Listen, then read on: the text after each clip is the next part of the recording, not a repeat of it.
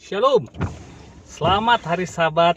Kembali saya ucapkan kepada saudara-saudari yang kekasih dalam Yesus Kristus. Saya Pastor Francis Morrison Balo akan menyampaikan firman Tuhan, melengkapi sukacita saya dan saudara di hari Sabat ini. Baik, firman Tuhan pada Sabat ini berjudul hidup dalam kekudusan. Ya. Mari kita berdoa. Bapa, saat ini hamba-Mu akan menyampaikan firman-Mu. Biarlah firman ini dapat menjadi terang, dapat menjadi berkat bagi saudara-saudari, Bapak Ibu dimanapun mereka berada mendengarkan khotbah hamba-Mu ini. Dan nama Tuhan pun ditinggikan. Di dalam nama Yesus, Juru Selamat kami. Amin. Baik, mari kita buka ayat inti kita terdapat dalam 1 Petrus 1 ayat 15 sampai 16. Oke, sudah dapat semuanya? 1 Petrus 1 ayat 15 sampai 16. Baik, saya baca. Tetapi hendaklah kamu menjadi kudus di dalam seluruh hidupmu, sama seperti Dia yang kudus, yang telah memanggil kamu, sebab ada tertulis, kuduslah kamu, sebab aku kudus. Yes, haleluya. Baik, kalau ayat yang baru saja saya bacakan ya, kita terjemahkan secara bahasa harafiah dari bahasa Yunani. Mungkin terjemahan bebasnya bisa seperti ini. Tetapi sebagaimana Dia yang telah memanggil kalian adalah kudus, kalian sendiri harus terus-menerus kudus di dalam setiap kelakuan. Sebab ada tertulis, kuduslah kalian terus-menerus, sebab aku adalah kudus. Oke, baik. Kenapa? Karena Tuhan yang saya sembah, saudara sembah, adalah kudus. Itulah sebabnya kita pun juga harus hidup kudus, ya. Kalau kita buka di kamus Alkitab, di situ memberi penjelasan mengenai kata kudus. Ya, saya coba buka. Dikatakan Allah adalah kudus. Artinya Allah bebas terhadap dunia. Allah menguduskan manusia, artinya memiliki mereka sehingga menjadi miliknya. Nah, kalau kita lihat lagi, masih dalam kamus Alkitab, sebagaimana anak-anaknya, kita harus merespon kekudusan Allah dengan cara hidup dalam kekudusan. Nah, ya. Jadi satu definisi kekudusan adalah berada dalam keadaan murni. Kalau dalam bahasa Ibrani, kudus adalah kadus, artinya naik lebih tinggi. Kalau bahasa Inggris, definisi kudus adalah apa? Cut above, artinya apa? Di atas rata-rata, ya. Mari kita buka Ibrani 10 ayat 10 dan 14. Ibrani 10 ayat 10 dan 14. Baik, demikian firman Tuhan. Dan karena kehendaknya inilah kita telah dikuduskan satu kali untuk selama-lamanya oleh persembahan tubuh Yesus Kristus. Sebab oleh satu korban saja Ia telah menyempurnakan untuk selama-lamanya mereka yang Ia kuduskan. Ya. Saudara-saudaraku yang diberkati Tuhan, Tuhan memanggil kita untuk apa? Naik ke standarnya. Ya, bukan menggunakan standar kita. Kita naik ke standar Tuhan untuk hidup sebagaimana dia hidup dan berpikir sebagaimana dia berpikir. Ya, bukan sesuka hati kita, cara kita kudus, nggak bisa. Harus dengan standar Tuhan. Ibaratnya saudara pergi ke istana, ada standarnya. Tidak bisa menggunakan standar kita. Harus sesuai dengan standar yang sudah disiapkan oleh pihak istana. Begitu juga dengan siapa? Dengan Tuhan kita yang kita cintai, ya.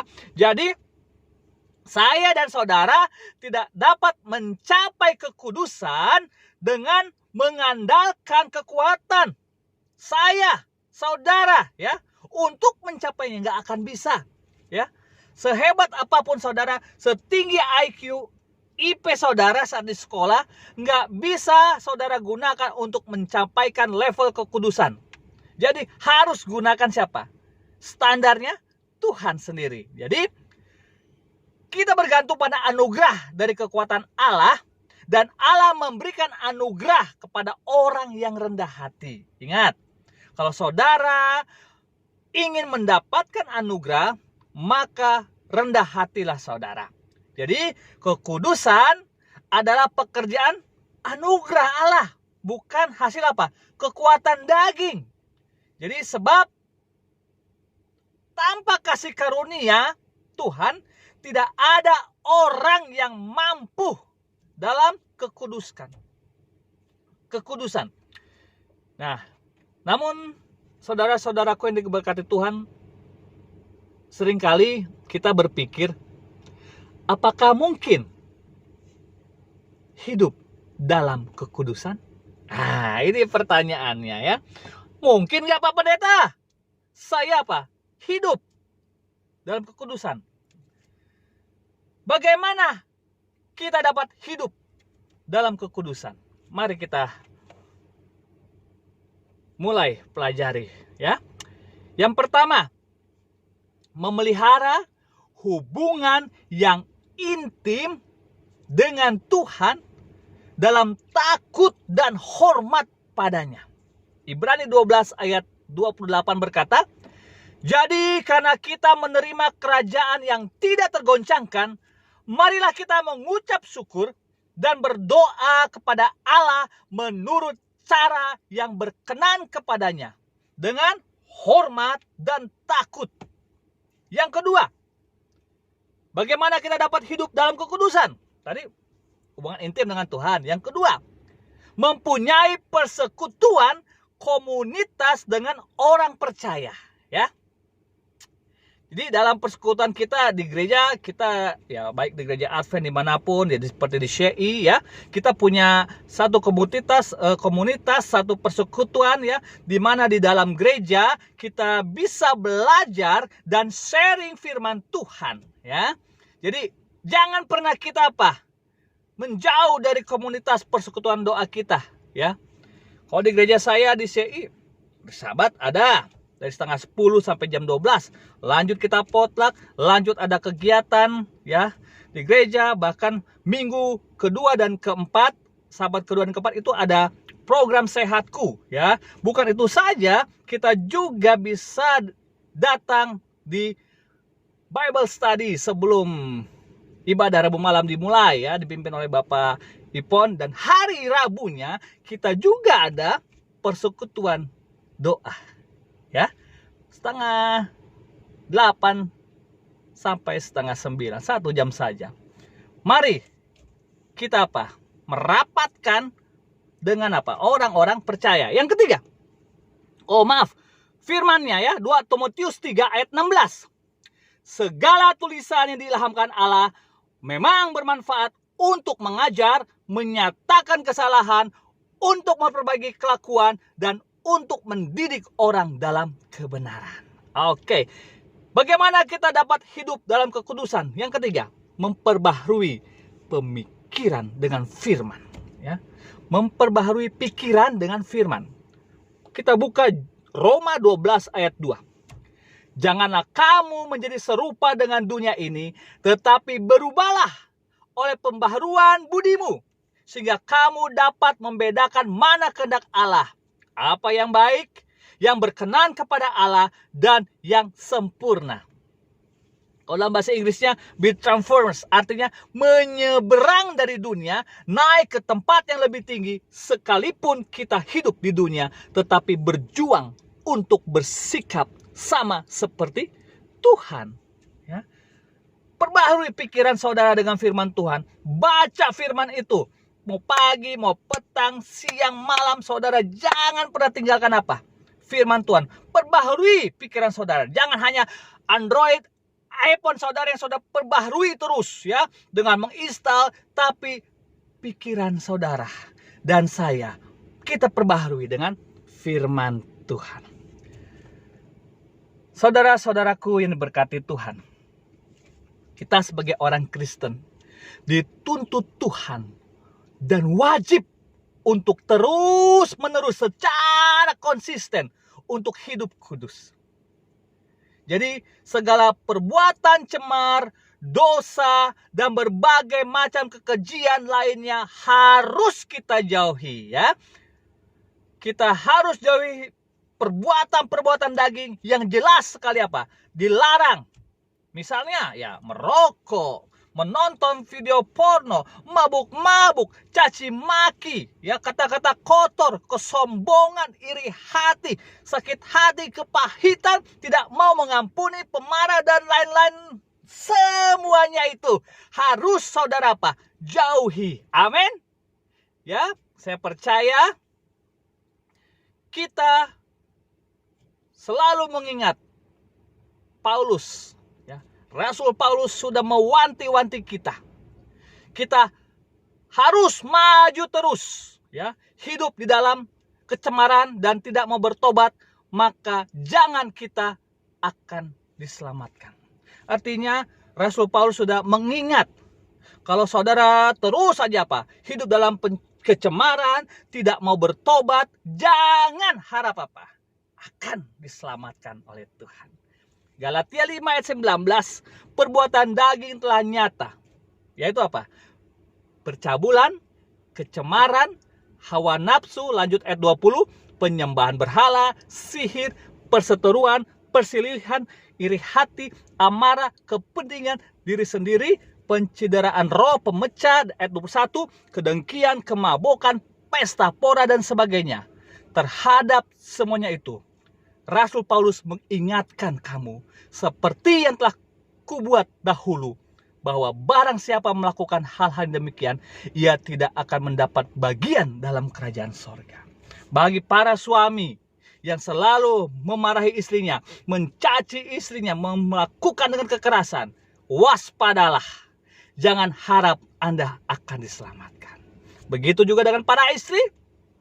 Kalau saudara tidak menghormati suami saudara, saudara keras kepala, ya, melawan dan ya sebagainya, sama seperti suami kepada istri, jangan harap saudara akan diselamatkan. Bapak Ibu yang diberkati Tuhan, sebagai kesimpulan dari khotbah saya pada Sabat ini, saya pribadi hanya bisa mengatakan bahwa mustahil saya dan saudara bisa hidup kudus tanpa pertolongan Roh Kudus. Jadi hanya Roh Kudus yang berkuasa untuk mematikan daging kita sehingga daging kita mati dan tak berkuasa menguasai tubuh kita. Itulah sebabnya dikatakan hiduplah oleh Roh. Ya, maka kita tidak akan menuruti keinginan daging. Saudara bisa baca Galatia 5 ayat 16 ya. Hiduplah oleh Roh, maka kamu tidak akan apa? Menuruti keinginan daging. Dalam terjemahan harafiah di 1 Petrus di atas, sebagai penutup ya, saya ingin katakan kita tahu bersama bahwa Tuhan memerintah untuk terus-menerus hidup kudus. Hidup kudus bukanlah pilihan, namun sebuah kewajiban dan keharusan kita sebagai orang Kristen. Amin. Kenapa? Pendeta, kok harus? Kok wajib? Karena Tuhan yang kita sembah adalah kudus. Itu sebabnya saya, Bapak, Ibu, adik, kakak semua, opung, oma, cici, koko, kita juga harus hidup kudus. Amin. Haleluya. Saya percaya mulai sahabat ini, firman yang sudah kita dengarkan akan kita terapkan dan kita akan meminta Roh Kudus untuk masuk ke dalam hati kita, untuk menguduskan pemikiran kita dan mematikan kedanginan kita. Mari kita nikmati berkat Tuhan pada sahabat ini dan lakukanlah apa yang Tuhan minta. Tuhan sudah memanggil kita untuk hidup kudus. Dan itulah harapan dan doa saya secara khusus untuk saudara semua. Mari kita berdoa. Bapa yang ada di sorga, terpujilah Engkau ya Allah Maha Pengasih dan Penyayang. Allah yang kudus yang kami sembah siang dan malam. Allah yang telah memanggil kami untuk hidup kudus. Dan kami berterima kasih Tuhan sudah mempercayakan kami untuk menjadi kudus sebagaimana Yesus adalah kudus. Tuhan, kami ingin hidup kudus, oleh karena itu curahkan Roh Kudus-Mu. Pakailah kami ya Tuhan. Kami akan meninggalkan semua kedagingan kami. Apabila selama ini kami sering berlaku kasar kepada orang tua, kepada istri, kepada anak-anak.